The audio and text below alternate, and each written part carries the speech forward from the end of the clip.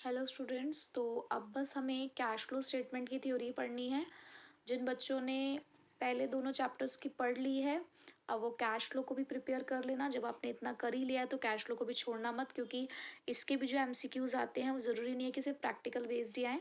एक तो प्रैक्टिकल होगा ही, बट एक आध आपका इसमें थ्योरी से भी हो सकता है। ठीक है। तो पहले तो कैश फ्लो स्टेटमेंट का मीनिंग।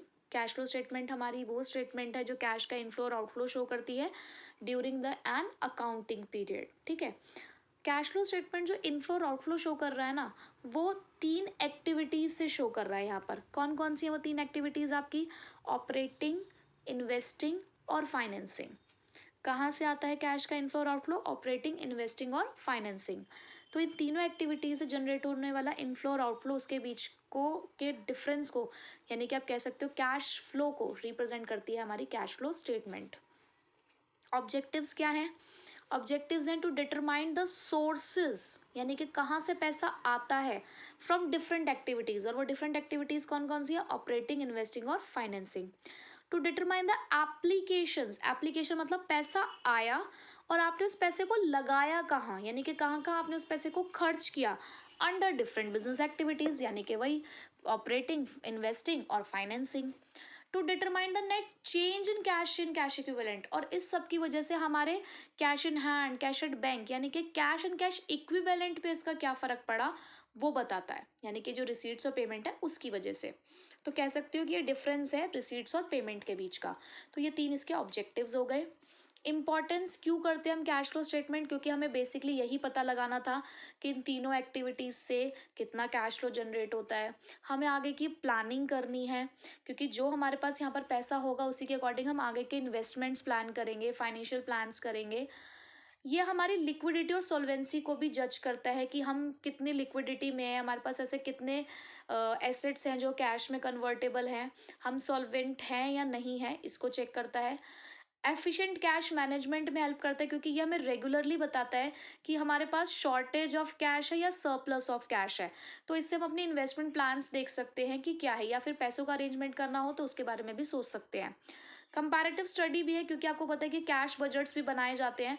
तो कैश बजट बना के हम लोग प्लान टू प्लान इसको कंपेयर भी करते हैं कि तब क्या था और आज क्या है।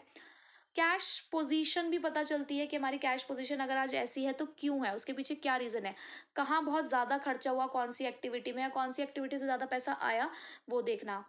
हम आगे के फिर डिसीजन भी ले पाते हैं। मैनेजमेंट डिसीजंस लेने में हमारी हेल्प करती है यहाँ पर, क्योंकि हमें पता चल जाता है कि कौन सी एक्टिविटी कितना कैश को जनरेट कर रही है, कितना कैश की पेमेंट करा रही है। तो उससे हम आगे के डिसीजन ले सकते हैं। इतने सफिशिएंट है। लिमिटेशन क्या है इसकी? वही नॉन कैश ट्रांजेक्शन इसमें दिखाई नहीं जाती, जैसे कि हम बहुत सारी ऐसी चीज़ें होती हैं जो हम नॉन कैश करते हैं, जैसे कि बोनस शेयर्स इशू करना, डेप्रिसिएशन लगाना। अब आप कहेंगे डेप्रिसिएशन तो हमने पढ़ा है फॉर्मेट के अंदर ऑपरेटिंग में, बट वो आपने क्या पढ़ा है? Non cash and non operating activity, वो एक अलग चीज़ है। तो कहने का मतलब ये है कि डेप्रिसिएशन भी इसके अंदर नहीं देखा जाता। हिस्टोरिकल्स है, जब आपकी स्टेटमेंट्स ही हिस्टोरिकल कॉस्ट पे बनाई जाती है तो यहाँ पे भी जो रिजल्ट है वो आपको हिस्टोरिकली मिलता है।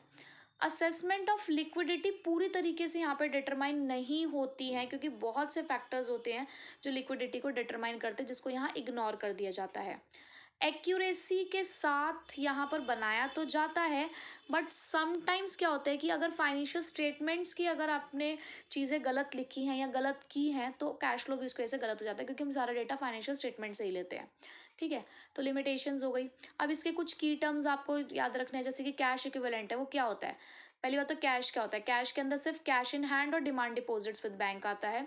कैश इक्विवेलेंट के अंदर हम वो सारे short term highly liquid investment भी देते हैं जो आसानी से कैश में कन्वर्ट हो सकती हो, जैसे कि cash in hand, cheque, draft, short term investment जिसको आप मार्केटेबल सिक्योरिटीज़ कहते हो, करंट इन्वेस्टमेंट्स के नाम से होता है, शॉर्ट टर्म इन्वेस्टमेंट्स होती हैं, शॉर्ट टर्म डिपॉजिट्स होती हैं, ये सब कैश एंड कैश इक्विवेलेंट के नाम से होता है।